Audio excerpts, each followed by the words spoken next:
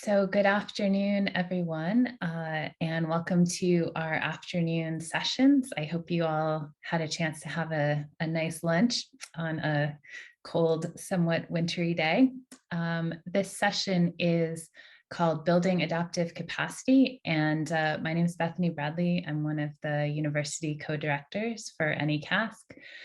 Our moderator today is Will Pfadenhauer, who is an NE CASC fellow, and so I'll hand it over to Will to introduce our first speaker. All right, thanks. And thanks everyone for joining us today. As Bethany mentioned, my name is Will Pfadenhauer, and I'll be the moderator for today's session. So real quickly before we get started, if you have questions for any of our speakers, there's a designated question and answer segment after each one of the talks. So if you have questions, you can put those into the Q&A function in Zoom. So please don't use the chat for your questions. Please put them in the Q&A function. And you can put those in at any time during the talks or immediately following them. So with that, we'll go ahead and get started. Our first speaker today is Anthony D'Amato, who is an NE CASC principal investigator from the University of Vermont. And his talk is titled Building Community and Capacity for Adaptation, Addressing the Threat and Impact of Emerald Ash Borer on Northern Forests. Thanks, Will, and thanks, folks, for logging in for this and for the opportunity to be part of this session. As Will mentioned, I am one of the consortium members, PIs with the University of Vermont, and sadly, I guess I've tracked the trajectory of EAB across the NE CASC. I was a PI at University of Minnesota as well, and so a lot of what I'll be talking about today is just how we've really been working with many different partners to try to understand how to deal with the threat that emerald ash borer poses to our forests, and importantly, understand all the values that ash plays both culturally as well as ecologically across this region. So most folks are familiar with kind of the extent of emerald ash borer and where it is in the region. But just to get everybody on the same page, this is a map in green showing all of the areas that have ash in the lower 48. And then all those red dots are where emerald ash borer has now been detected. And my reason really for showing this is that often when we think about invasive insects and diseases or invasive plants and other organisms, we really emphasize pretty heavily the idea of prevention and trying to minimize spread and really reducing the impact. And unfortunately, at this point, this map alone really illustrates that we've moved far beyond prevention mode and sadly really are squarely into adapting to an organism that clearly is a part of our forest now in many different regions, both in urban centers as well as in rural contexts. And so a lot of what I'll be getting at today is trying to understand how do we adapt to this threat that seems to be continuing to spread throughout the range of ash in North America. And so what I'll do is just give a little bit of context within the context of the species that it impacts within the US and in particular within the NE CASC, and then get into kind of how we're building both community to address that threat as well as building capacity as it relates to science to also address this issue. So Norm will certainly speak a bit more to this, but when we think about invasive insects and diseases and invasive organisms in general, I would argue there's no greater impact than what emerald ash borer will have from a cultural perspective on indigenous people that really exist throughout the range of black ash or brown ash. And the map on the right is just showing you the distribution of black ash throughout North America and anywhere that distribution intersects with native lands of indigenous people. There are cultural lifeways, creation stories, and other key components of those cultures that really link back to black ash. And so I'll spend quite a bit of time today talking about ecological impact and ways in which we're trying to sustain ecological function, but there really is no kind of cultural replacement for black ash in terms of its importance to indigenous peoples throughout North America. And so Norm will speak more to that, but I'll certainly kind of be referencing that throughout this presentation. So a lot of where we intersect with ash beyond black ash is another cultural connection, and that white ash is a really key part of many of our upland forests throughout the Northeast. And the map on the left is just showing you white ash abundance. So anywhere that's red or magenta has a pretty high concentration of white ash in the forest. So rich soils in New York, Vermont, other areas where we have really good bedrock often have a pretty high white ash component. And so as emerald ash borer is spread throughout the range of white ash, a lot of the intersection has been with commercial forests and areas where folks manage those ecosystems, and often led to people thinking about ways to kind of remove that ash before it's impacted and being concerned about what those impacts might be. And then finally, green ash certainly exists naturally in riparian zones throughout the NE CASC, but the biggest impact really in the context of emerald ash borer, as many of you are familiar with, is that in many cases we replaced elm with green ash in a lot of our urban areas in response to Dutch elm disease, and now have many municipalities as well as small towns where a huge component of that urban green space is occupied by green ash. And so as we think about adaptation strategies, it's not just how do we sustain kind of rural forest functioning, but also how do we address this major issue in our urban centers like Somerville, Mass, pictured here, where a large proportion of whole neighborhoods, green spaces, and other areas are occupied by the species. And so how do we still maintain safe and equitable access to green space when so much of the canopy cover is being threatened by this insect? So as the title implied, it's not just about building capacity within the relationship to science and adaptation science.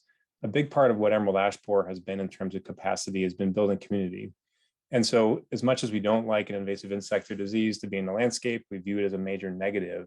If I was to pull kind of a major positive out of the emerald ash borer, it's really been kind of a unifying force across management agencies, across tribes, across different scientists and individuals, where many people are being intersected with this threat, as I just demonstrated with black ash, white ash, green ash, in all the places those species exist. And so a big part of our adaptation strategy to emerald ash borer has been just to build community around this threat and bringing people together to share knowledge and share perspectives on that. And so just to give a bit of a timeline of that community of adaptation that's been built, it really began ironically with a member of the Akwesasne Mohawk, Mike Benedict, Les Benedict's brother, out of Minnesota. When I was working out there, this is Mike, as part of what was a large black ash symposium that really gathered together tribes as well as managers trying to grapple with the introduction of emerald ash borer to Minnesota, really on the doorstep of the largest concentration of black ash forests in the lower 48. A related conference then was developed in Orono, Maine, on the other side of the range of black ash, but again, equally culturally important to the Wabanaki, to share knowledge and our understanding of the role of that species in the landscape. And then over the years, there's been multiple conferences and workshops that have kind of built upon that model of bringing people together with a lot of humility, a lot of ideas, and a lot of different perspectives on how do we address the loss of a species, both with significant cultural importance across its range, but also that intersects with so many other aspects of our way of life. And so a major outshoot of this that really was built primarily on managers' perspectives, as well as some of kind of the work that we've been doing from an adaptation science perspective, was recently with the Forest Stewards Guild.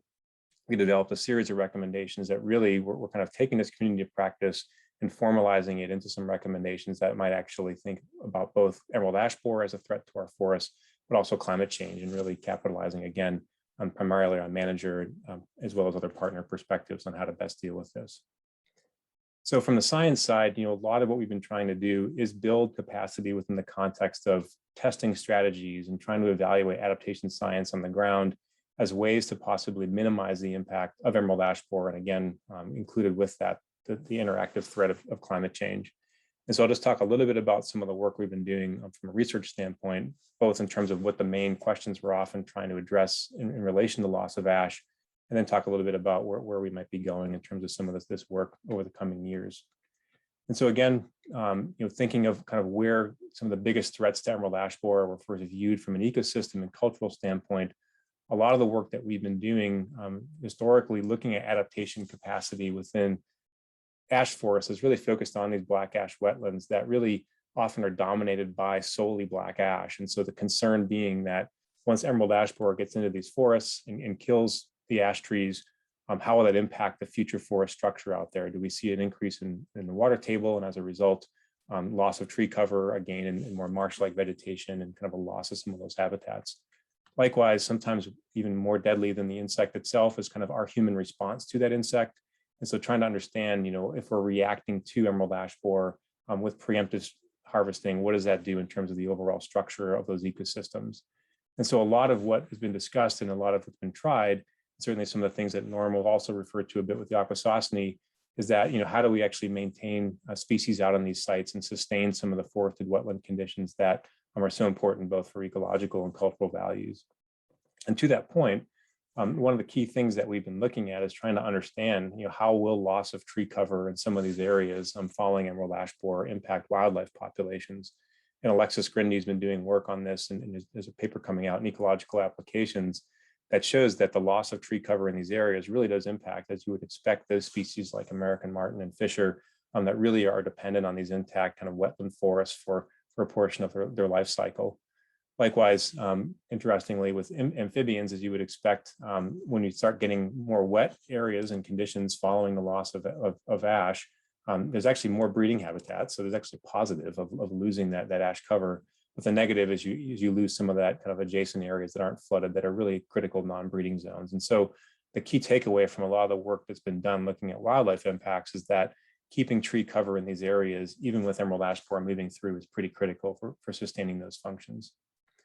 So a big part of the work we've been doing as it relates to emerald ash borer and adaptation capacity is evaluating with many partners, and many of these ideas certainly came from partners, to try to increase the representation of other species in these forests as a way to sustain that functioning in light of the loss of black ash.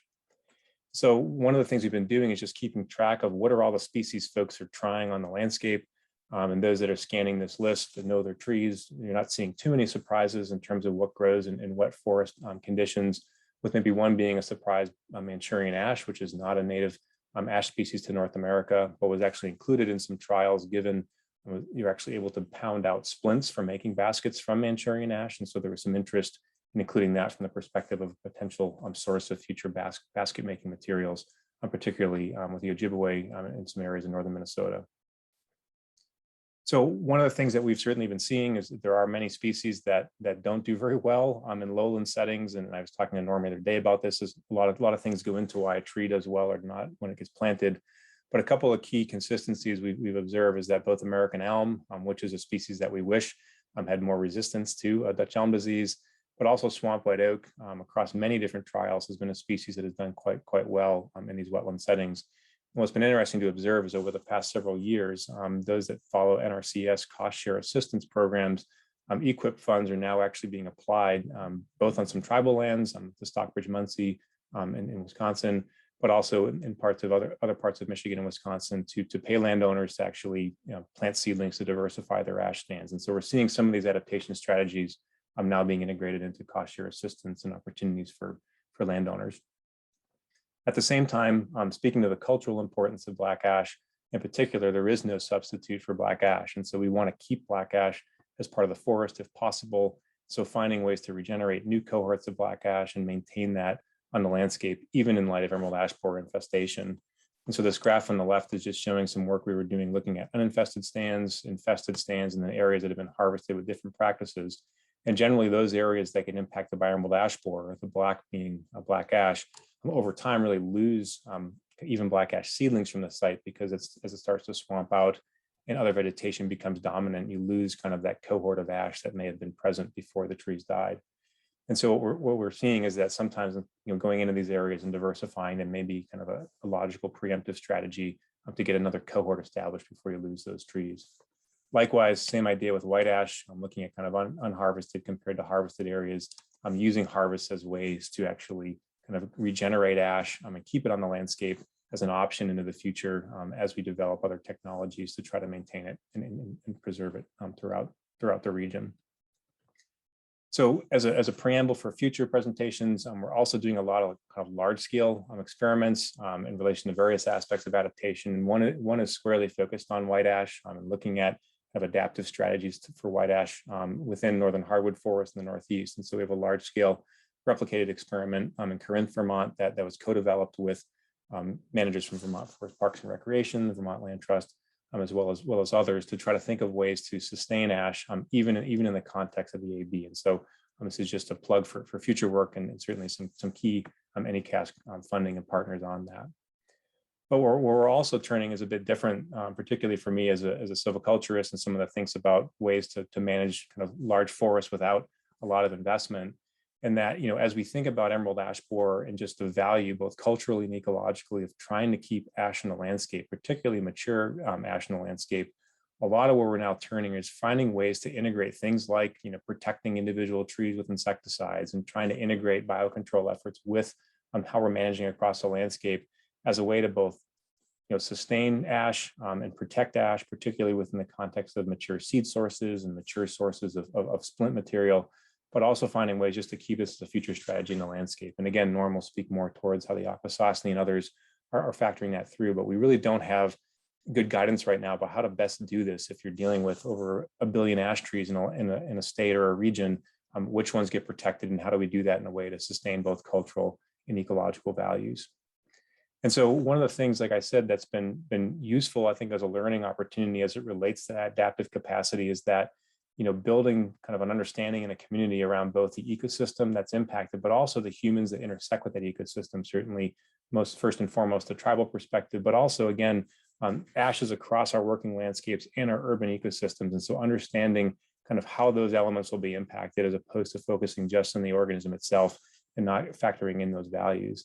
And so I would argue that the model that's really developed over time with a lot of sharing, a lot of kind of experimentation and a lot of humility has, I think, been a very powerful model to unfortunately address what might be one of many future threats to kind of our northern forests as it relates to invasives. And so I think in many cases, some of our best practices like having diverse forests are great, but I also think we need to make sure we have these diverse partnerships that allow us to really sustain both the values that really transcend multiple agencies, multiple cultures, as well as understand, what values should be measured in the forest when we're doing these experiments.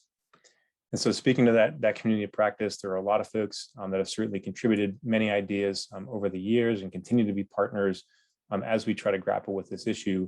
And over time, this partnership continues to grow and is one that, I really value in terms of trying to understand, what is our course going forward so that we can keep ash in the landscape and certainly keep these values across the northern forest region.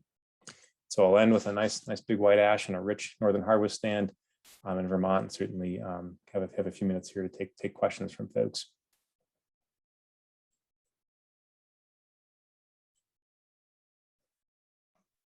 All right, thanks, Anthony, for a great talk. And I know in the webinar format, we can't see all the clapping hands reactions, but I'm sure most folks are clapping along. If we have any questions, you can go ahead and enter those into the Q&A function in Zoom. The first question that I have is, do you have any recommendations of trees that private landowners should focus on that are available to the public and also likely to survive? Yeah, so I think, if we're in kind of wetland riparian settings, like swamp white oak, some of those species, and even that's been a species that's done quite well in our plantings. And again, I always get worried recommending any of those because ash is meant to grow in these spots, and it's the species that does best. And so it's always often hard to figure out what else do you put in these areas that wouldn't be ash. But swamp white oak, depending on the hydrology of the site, for us has done quite well. Hackberry actually also has done fairly well, again, in these more riparian type settings. Unfortunately, northern white cedar would be a great species if you didn't have to worry about really protecting it quite extensively from deer browse. And as I mentioned to Norm the other day, we have had some pretty good success with tamarack when we've used larger stock on some of the sites. But in terms of readily available to homeowners, landowners, many of the nurseries in the region, you can get swamp white oak as well as hackberry, or get them from kind of regional nurseries, regional being northeast writ large, so down to Pennsylvania, places like that. That could be some options for folks in the wet forest settings. And the uplands, obviously, there's a lot more options for what you can put out there. Great, and I think we have time for one more question. So the next one is, any recommendations for areas that have dying ash and invasives in the understory? Yeah, it's really tricky, and that's I think a drawback to think about the southern Taconics and parts of like Western Mass, and certainly parts of southwestern Vermont and over into New York, where those rich soils have led to very high amounts of ash, and then unfortunately also high amounts of invasives beneath them, just given the agricultural legacies. And so in those situations, in some cases, if there's already a plan to do some sort of management in those areas, we've often viewed that it might be an opportunity to finally maybe more aggressively tackle those invasives. And so kind of combining that invasive treatment with ash removal, it's a bit trickier. Obviously, there is some value to those ash trees from a dead wood habitat perspective, but you're essentially just releasing invasives without much for future tree options on those sites. And so again, we've often viewed that maybe that is the window of opportunity to finally be more aggressive, and you're going to be maybe removing some of those trees anyway. Can you go in there and also treat the invasives, whether it's using mechanical or chemical approaches? I recognize not everyone is open to that, but that could be kind of kind of an opportunity to finally maybe be a bit more aggressive in those stands against invasives. All right, well, great. Thank you so much for an awesome talk. We're right at time, so we'll move along to the next speaker. So our next speaker today is Norman Jinye. He is a tribal forester from the St. Regis Mohawk tribe, and his talk is titled Responding and Adapting to the Ecological Impacts of the EAB in the Akwesasne Mohawk Territory. So Norman, whenever you're ready, you can go ahead and get started.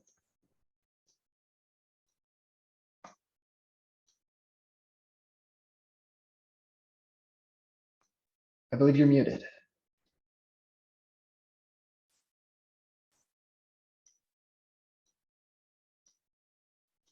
Sorry about that. Oh, we can hear you now. Can you hear me now? It's my first virtual webinar here. So yeah, like Will mentioned, I'm the tribal forester with the St. Regis Mohawk tribe. Excuse me. Thank you all for inviting me to this session today. I really appreciate it, and I'm honored.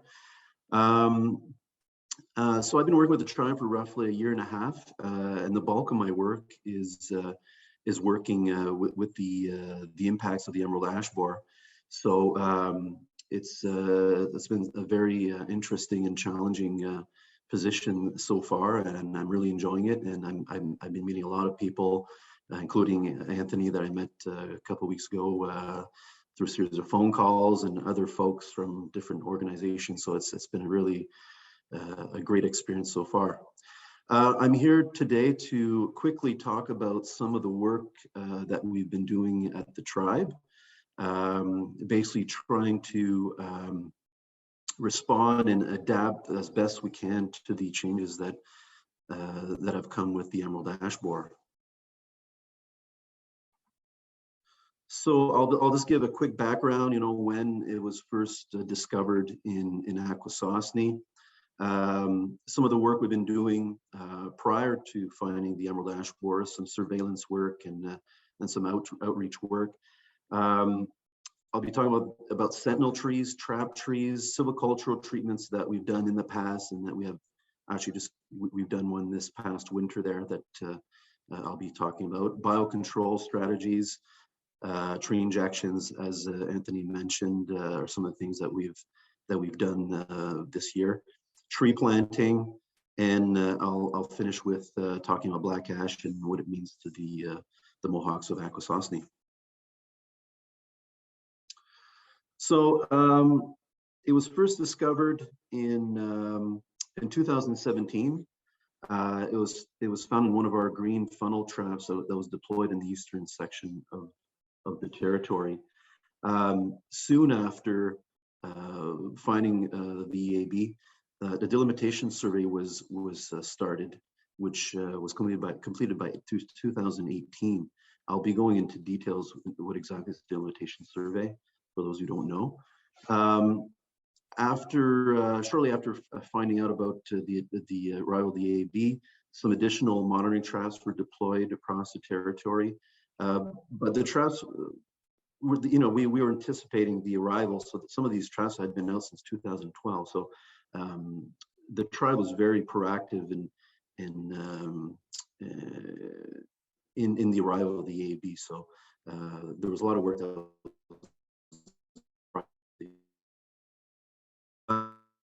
the Akwesasne Mohawk Territory EAB response plan was completed shortly after that as well, which basically helps guide and provide a plan in order to adapt and to deal with the arrival of the EAB. So surveillance and outreach. So a total of 23 sites are being monitored for EAB since the discovery of the EAB in 2017. And then a few years, I think, after that, 5 other species were added, which include exotic bark beetle, oak ambrosia beetle, Asian defoliating moth, European bark beetle, and cherry fruit fly. And this summer, during one of our traps, we did find actually a new species that it's probably the first ever found in U.S. history. It's called the Ecological Adaptation. So I spoke to some of my colleagues in Canada, because I'm from Canada, and they've never seen this insect before. There's no record of it in Canada. It's believed to be from Asian countries and reported to attack willow trees. So basically, we're working very closely with USDA, APHIS on a survey and monitoring plan to help deal with this new arrival. And also, we've been establishing some sentinel trees. The bulk of them were part of a delimitation survey that was completed back in 2018, shortly after the arrival of the AV, where 200 trees were girdled. So basically, for those who don't know what a girdle tree is, basically we cut a section, as you can see in the photo here, excuse me, and we remove the bark and the cambium and the phloem. So basically, we're starving the tree from getting any water. So eventually, the tree obviously will die. So as it's dying, it sends out these signals, which are alcohols and phenols. So that tends to attract the AB to want to come in and lay eggs on the bark. So then the trees are cut down. Those sentinel trees are usually set up in the springtime and then cut down in the fall. And they're a great tool at estimating population densities and map out, the location of the AB. So as you can imagine, 200 trees was quite an undertaking. So we had some help from a bunch of folks from different agencies. You might recognize a few of them in this photo here. So this is before my time, but I take it was a great exercise and a great way to showcase a good working relationship with different organizations.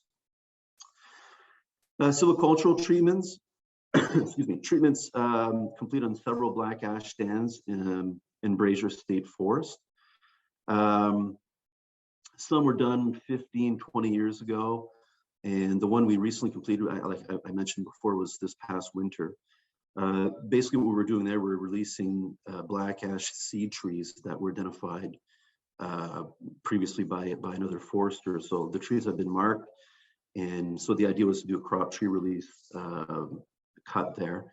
So trying to release seed trees as well as some of the regeneration that's in that woodlot. It was done there was very low impact as far as the logging equipment damage. I mean, on the woodlot, like we had equipment like snow dogs. I don't know if everyone knows what a snow dog is, but it's kind of like a snowmobile where you can pull stuff out. It's pretty strong actually.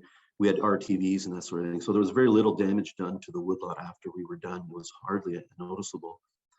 And the wood that was removed was actually used for stowwood for community members on the territory. We worked closely with DEC and the Akwesasne Task Force on the environment on this project.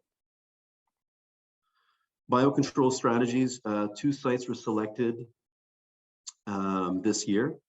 One was Brazier State Forest, and the other was at a community member's property. So the trees were pre-selected, a month or so prior to the release. Trees had to be, obviously in good health, good vigor, no signs of EAB. Information like tree diameter, height, and that sort of thing was all taken for these trees. So our first release was on July 29th, and then from that point on, 6 weeks later, we were doing monthly releases. And 3 of the species that we used were Spacius galeni, Tetrasticus planipinici, and Obius agrilla. And then all the data, everything from the inventory information of the stand to number of parasitoids released, all that information was uploaded into the APHIS map biocontrol database.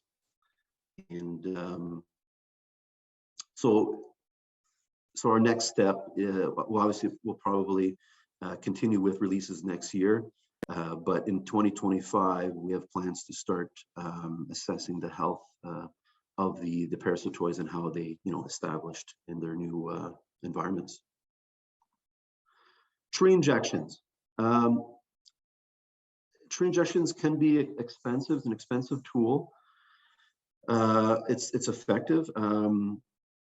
What you see there is the actual injection gun there, and that's roughly, I believe, $1,500.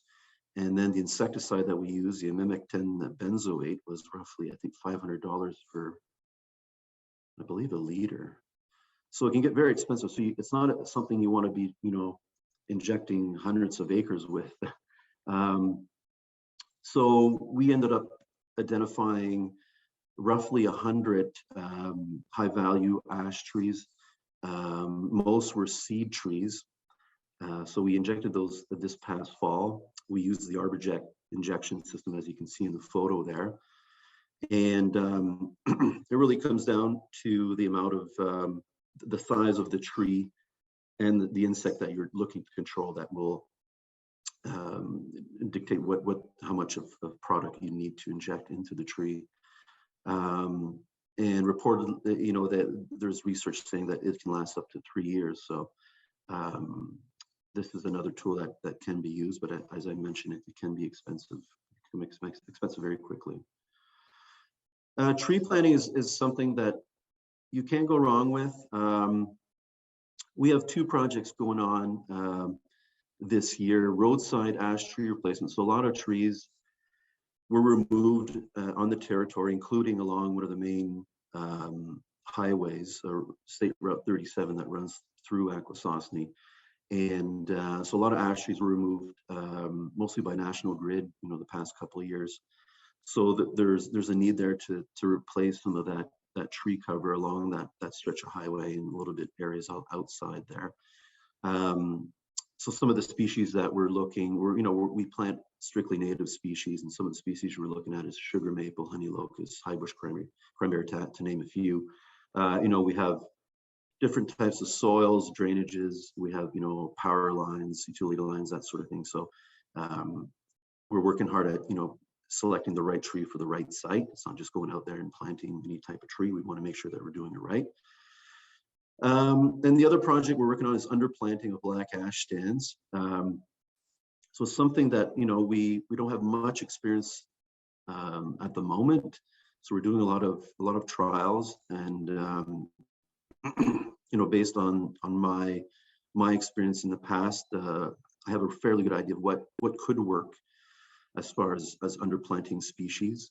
And what we did this fall, we actually had a look at one of the project sites that we did some work, or not myself, but it would have been 15 years ago or so, and kind of did a quick assessment there, and trying to get an idea of what worked well there as far as species to underplant with. So there's obviously some research that needs to happen there to help provide us some better guidance there. And the cultural significance of black ash. So why is it so important to us, to the tribe, to preserve and protect the black ash species? So as you probably know, the Mohawks, it's a community that's really that really takes a lot of pride in basketry, and actually one of my colleagues is actually a basket maker. So I've learned a lot from him ever since taking on this position. So historically, it was a way of the Mohawks to it provided them a source of income. So there was a whole network of other things that happened with the construction of those baskets. People had to harvest the trees. You had somebody that would make the splints and the tools and that sort of thing. So it provided some revenue there for families to buy food necessities and that sort of thing. And so the black ash is the main species that's being used. Also white ash, and to an extent green ash as well. I don't know if anyone's ever assisted in the making of black baskets, but it can be very labor intensive, and it's not something you can just pick up, after a few hours. It takes a long time and a lot of practice, and this is something that's passed down from generation to generation. So it's very important to keep that from disappearing. So preserving, enhancing, and regeneration of sustainable sources of black ash is very important to the people of Akwesasne and the Mohawks of Akwesasne, of course, for their culture and the economy that surrounds that as well. So I leave you with a few additional pictures of baskets that my colleague Angelo Johnson did, I believe, a number of years ago. So it's, as you can see, it's very beautiful and worth protecting. And that's it.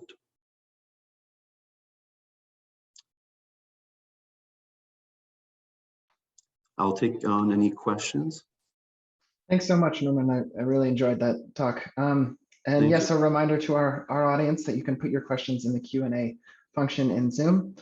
We do have one question. Is there any role or use of underplanting non-trees in these sites? Can that reduce other invasions and or shelter young trees? Sorry, can you repeat that? Planting non? Is there any role or use of underplanting non-trees in that site? So I believe this means going easy on the planting of species that aren't trees in these sites. That's a good question. I mean, as a forester, I'm always thinking trees, so it's kind of difficult for me to answer that question. I mean, maybe that's something that Anthony can probably answer. I'm sorry about that, or I can get back to you if you would prefer. Sure, we do have another question for you. Do you have any advice for doing pesticide injections within wetland areas? Advice? Well, I mean, it's important to make sure that you're strictly you're very conscious about dealing with some of these products. The product we do use is a restricted chemical, so you want to make sure that you're only injecting the tree and there's no other it's not leaching anywhere else due to poor practices and that sort of thing. So I guess that would be my advice, is just to make sure that you're using everything like you should be, and that you're working with a certified applicator, or you are a certified applicator. In our case, I'm not a certified applicator, but we did work closely with a certified applicator.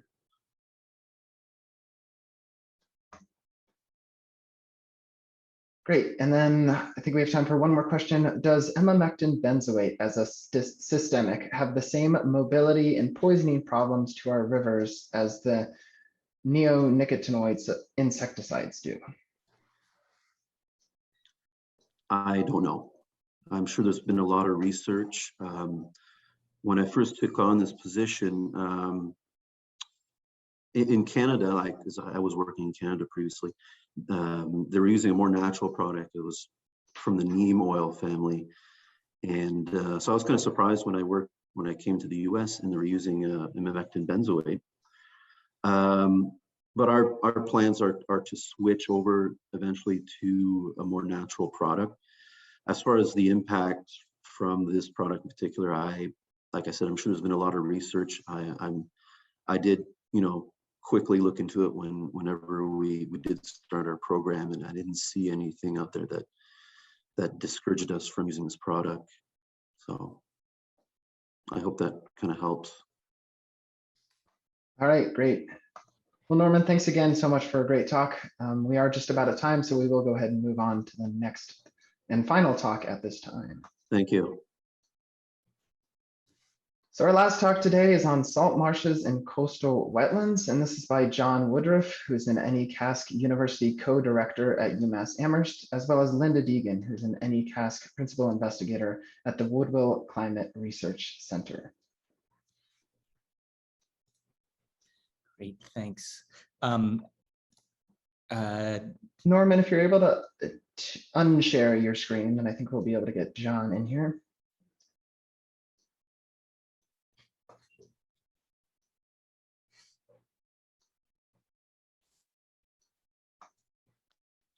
I think it's called stop sharing. I think Norm has to stop share. There we go. There we go. Great. All right, let's do this.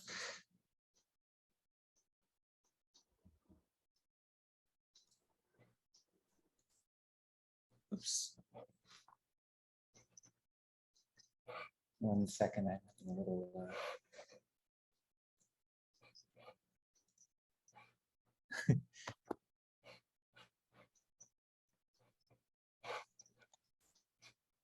Darn, and we even practiced. I know my screen, you know, when it just goes like that, you get kind of that green screen of death that it just went all pixely. Can you see this now? Looks great now. Okay, great. All right. Sorry for the technical, the problem there.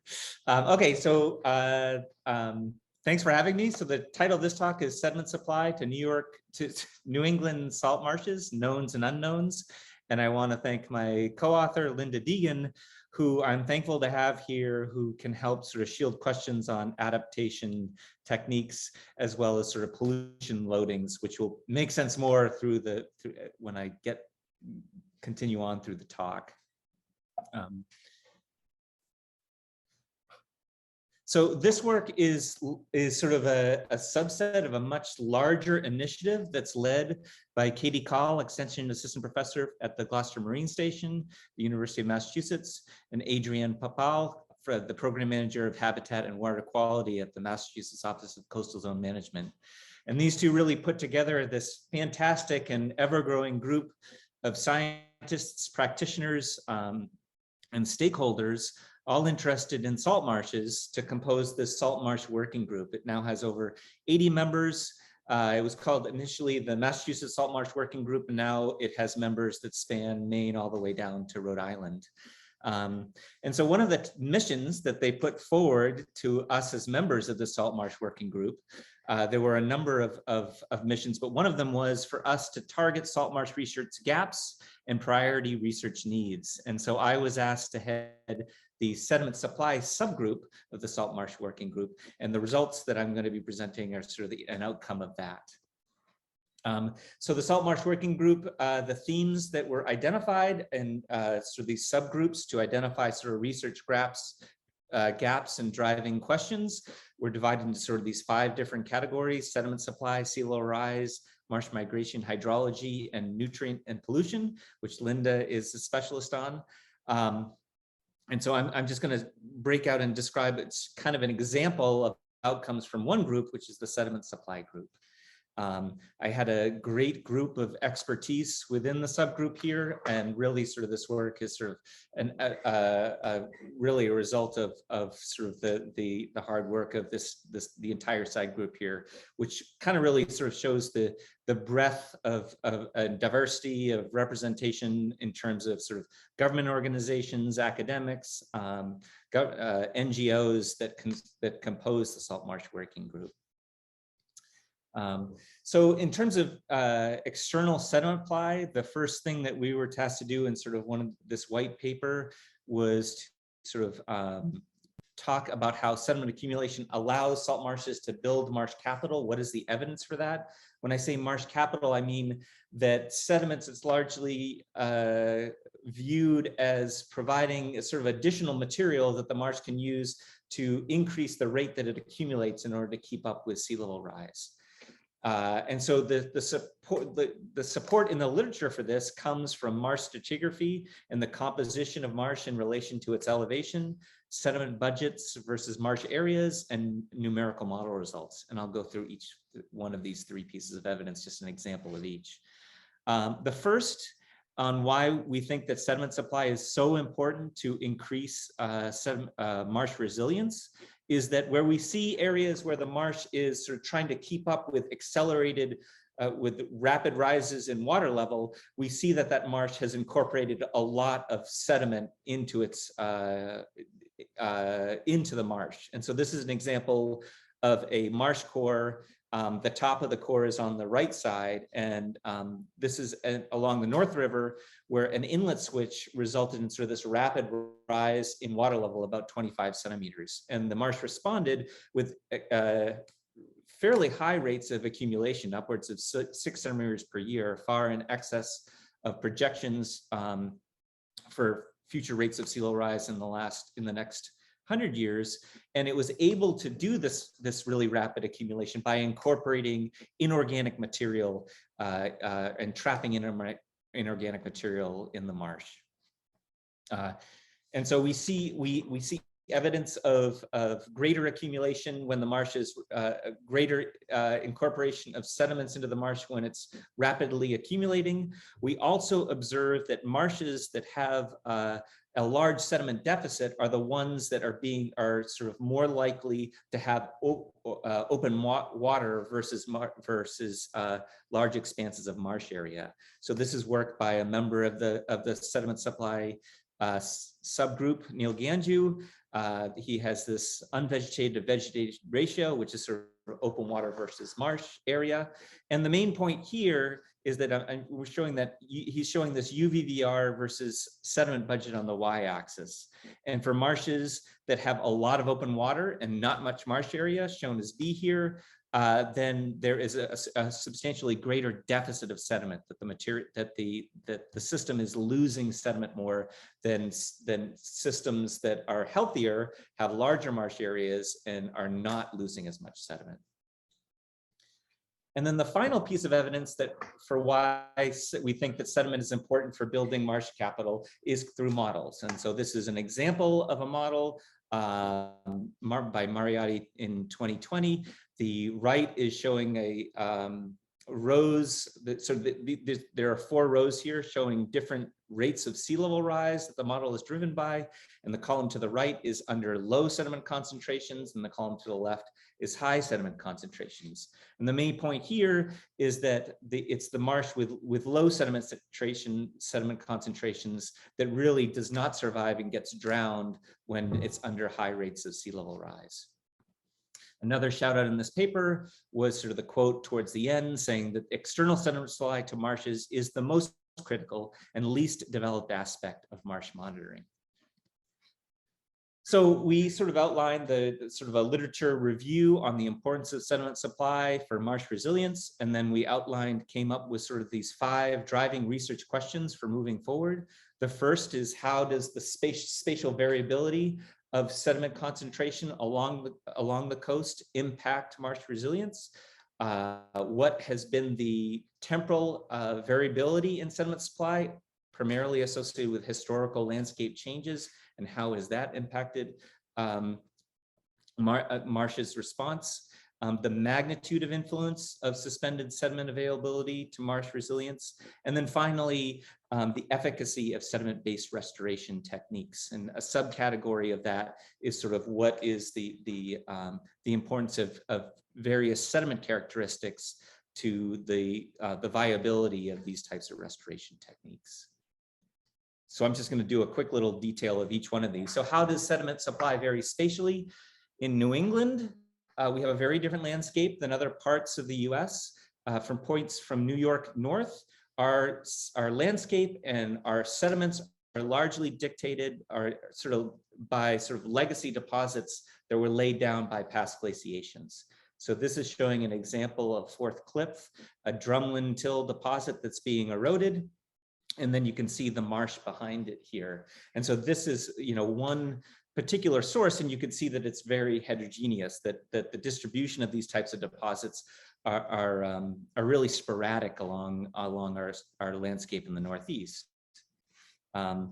And so just kind of showing the ramifications of that, this is showing a satellite image of the North River. So this is where the inlet that I showed is the outlet of this North River here.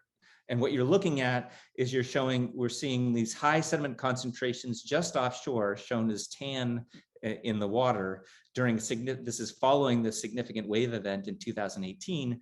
And then you can see this black water, which is void of sediment coming out of the North River. And the main point here is to support this growing appreciation for the importance of marine sources of sediment to marsh systems rather than fluvial. And so a lot of these river systems, the sediment yields are so low that it's really sort of the erosion of these legacy deposits right offshore that are providing large majority of sediment that's getting trapped within marshes. And there's an importance of being able to understand the spatial variability of that. The second is how our driving research questions is how have historical activities impacted sediment supply to New England salt marshes. Following colonization, we had sort of dramatic land use changes. First, widespread deforestation of the landscape, and then in the last 150 years, reforestation.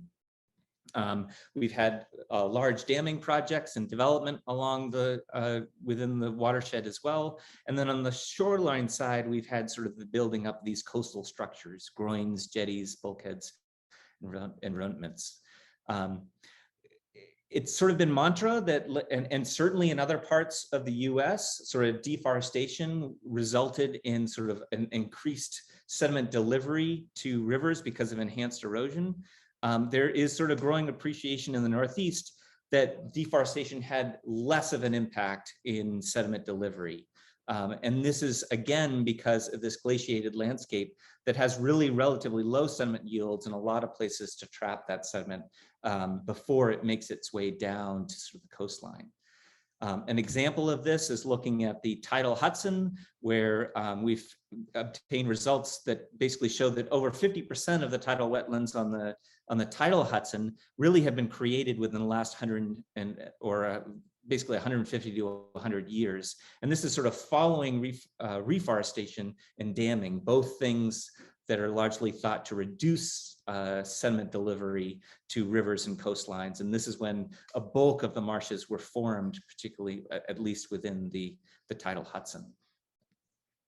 And then the third question is, how much does sediment supply impact new salt marsh integrity and resilience?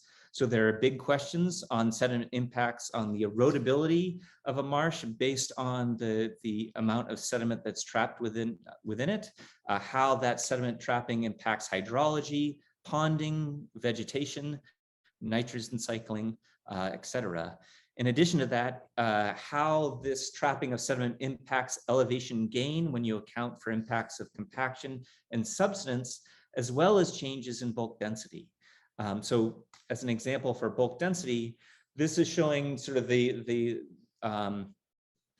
engine underneath the hood for that model that I showed previously, by Mariotti 2020, and really sort of this DZTT, the increase in elevation over time is a function of sediment accumulation, sort of the volume of sediment that's being accumulated, and then separately organic accumulation, and then you add them together. And this example is really sort of like having a sort of stacking dishes on top of a kitchen cabinet, where the dishes are sort of providing that sediment is providing additional elevation.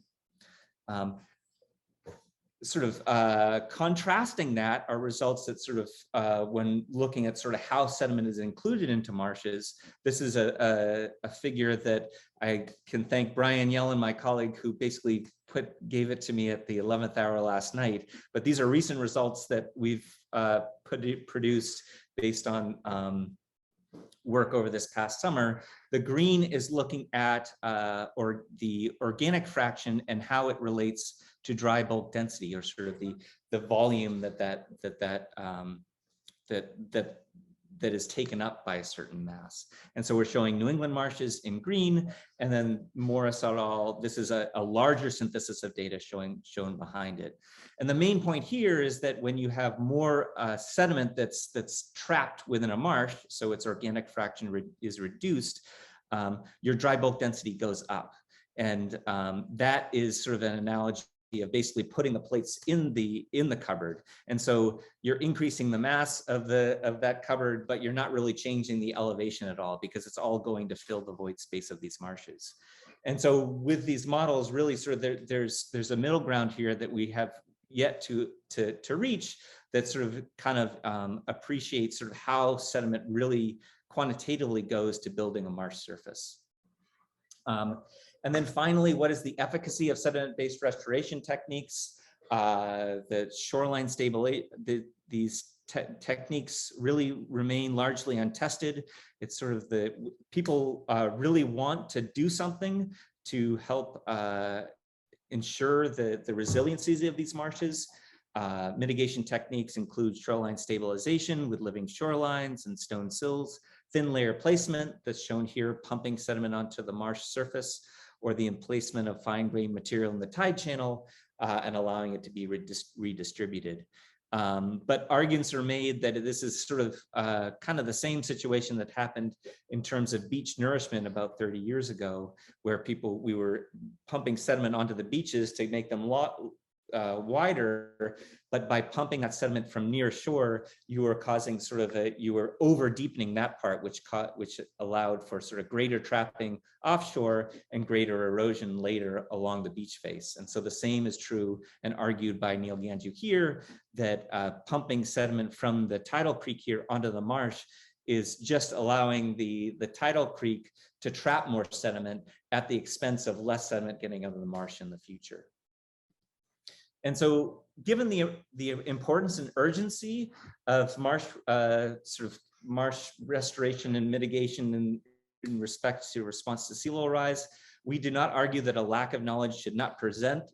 Just to let you know, John, you're at 15 minutes. Okay, restoration projects, but there are huge opportunities for practitioner academic partnerships, and that these projects really have an opportunity for scientists to get involved in and are getting involved in really doing post and pre and post monitoring, largely, and a lot of times this money can come from other sources. So scientists are able to sort of partner up and provide an added benefit for these projects.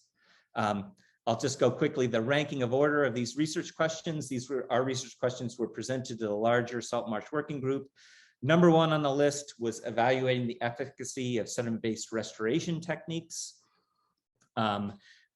In moving forward, in Friday, we will be meeting as a large group again to present results of all our 5 subgroups, and basically trying to categorize those questions. The main way that they seem to be categorized is evaluating baseline processes, really understanding sort of the how marshes are behaving and how those driving processes can be incorporated into models for projections as well as assessments of vulnerability for marshes. And finally, using this as well as ongoing evaluations of these restoration projects to make informed and effective adaptation decisions.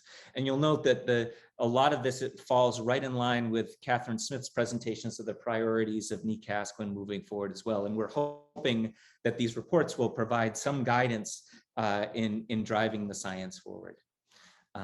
So thank you and stay tuned. Sorry, I went over a little bit. Take any questions.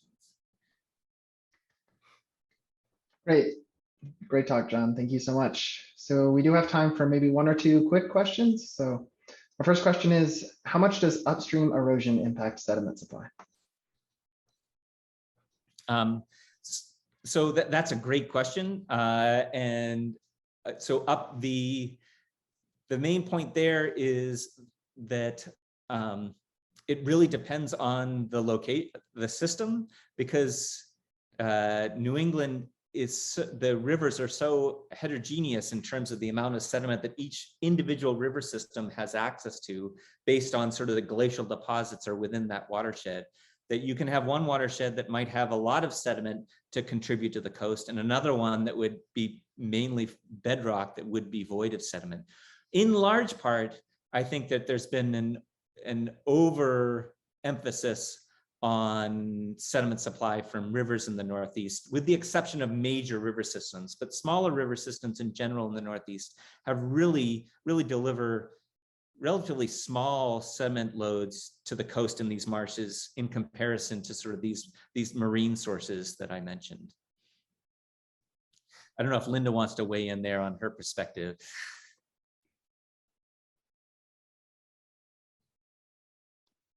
No, I would absolutely agree with John that I think the role of marine and offshore sediment supply coming into marshes has not been as well studied or understood or appreciated.